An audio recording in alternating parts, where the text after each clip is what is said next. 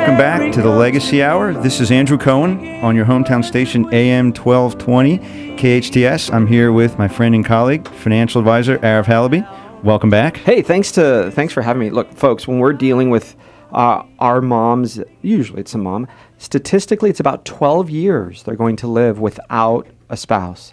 And the average age of a widow, give me an age. You might know this. 62. 50 years old. 50? Yeah. Was with a client last night who is in her 46, 7 years old and just became a widow. So you don't think of it because you see the greeting cards of the old folks walking on the beach holding hands.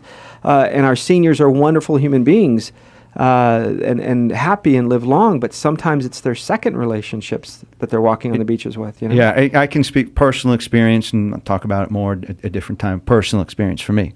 I lost my mom when I was 15. Mom was not even 42 years old. Wow. And that was a horrible experience. Yeah. Traumatic.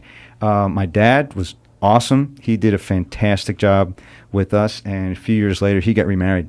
And my stepmother was truly wonderful. I have two stepbrothers that I'm close to this day, 20 plus years on. Yeah. And wow. It can really turn into, a good thing potentially. And yeah. It's nice. What it does, you guys, is if there's statistically, it's funny when a man has a happy marriage, statistically they're likely to remarry.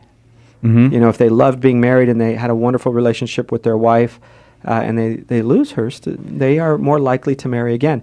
And the opposite is true for a woman. If it's difficult for them to remarry again because they try to find Mr. Right again that was so perfect, and it's hard to fill that void. It's hard. It's hard the first time around. It was hard for me, and I'm fortunate that my wife, I love her to death. So. Well, listen, I've seen your wife, and you married up, my friend. Yeah. She's a beautiful lady, and I'm sure you're a wonderful guy, but and wonderful children, beautiful kids.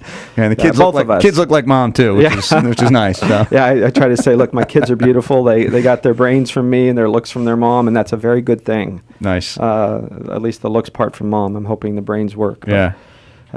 So one of the things we're talking about, financial choices with the kids. It works like that, or with our parents. It works like this.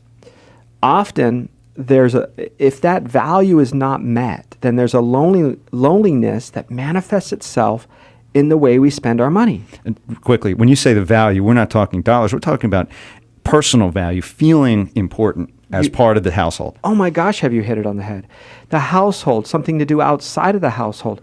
Just think of you for a minute. If you were at home, folks, and you're sitting there, and you just sit there and look at the walls all day. I've seen it. Yeah. Just think of the days that you're sick or you had knee surgery or back and you can't leave the house for a week or two. Imagine that's now the rest of your life. Right. No, it's hobbies. Keeping busy. You don't need to collect stamps and have the largest stamp collection or rare books, but do something. Keep active. Keep busy. Keep something always going on. You're so right. And that can allow less pressure financially on our senior, on mom moving in.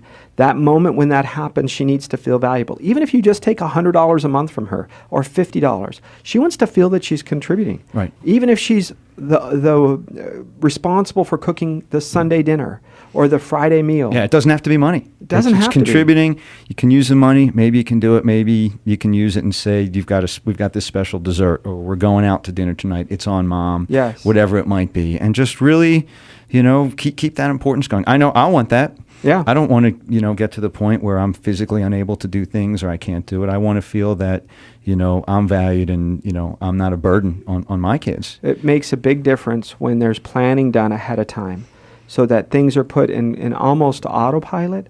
Yes. And the estate planning attorney, the value of somebody like yourself, putting together the documents, clarifying the wishes when we have all of our faculties. Yeah.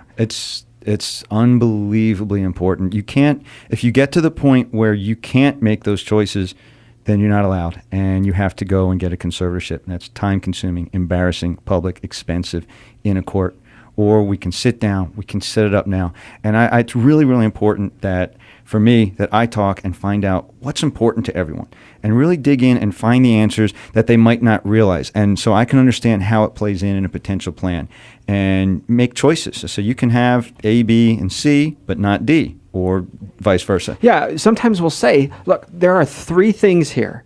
Pick the 2 that are most important. You can't have all 3. Right. You want to pay taxes later instead of now? Fine, but then you can't, defer interest or whatever the thing is. There's Right. 2 or 3 that you can have out of a group.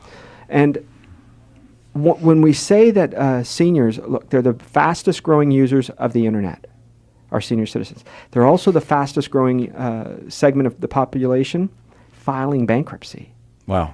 So That's scary. when they grew up and their habits were being built and their knowledge base of credit and spending was being built, there weren't credit cards that said, here you go, take this and I'll trust you to pay me back in 2 years or 10 months. Or it wasn't. And you don't even have to paid. pay back after a month. You just let it build Yeah. and build and build.